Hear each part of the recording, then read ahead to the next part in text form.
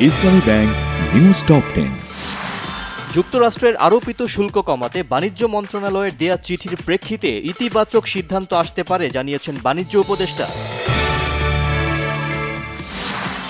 সোমবার ইসরায়েলি গণহত্যার প্রতিবাদে সিলেট সহ দেশের বিভিন্ন জায়গায় হামলা ও ভাঙচুরের ঘটনায় ৪৯ জন গ্রেফতার। ফরিদপুরের বাখুন্ডায় বাস নিয়ন্ত্রণ হারিয়ে ৪ জন নিহত। ব্রাহ্মণবাড়িয়ায় পিকআপ সিএনজি সংঘর্ষে ২ জনের মৃত্যু। আজ থেকে ১৪ এপ্রিল পর্যন্ত সমুদ্রে সব ধরনের মাছ ধরা নিষেধ। সাবেক এমপি এবিএম ফজলে করিম চৌধুরীকে আন্তর্জাতিক অপরাধ ট্রাইব্যুনালে আনা হয়েছে।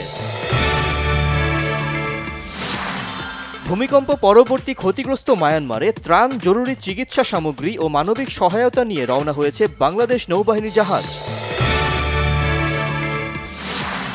হত্যা চেষ্টা মামলায় আন্তর্জাতিক অপরাধ ট্রাইব্যুনালের সাবেক প্রসিকিউটর তুরিন আফরোজকে গ্রেফতার করেছে পুলিশ। চীনা পণ্যে অতিরিক্ত ৫০% শুল্ক আরোপের হুঁশিয়ারি মার্কিন প্রেসিডেন্ট ডোনাল্ড ট্রাম্পের। আবারও ফিলিস্তিনিদের অন্যত্র সরিয়ে নিয়ে গাজা উপত্যকা খালি করার কথা বললেন মার্কিন প্রেসিডেন্ট ডোনাল্ড ট্রাম্প।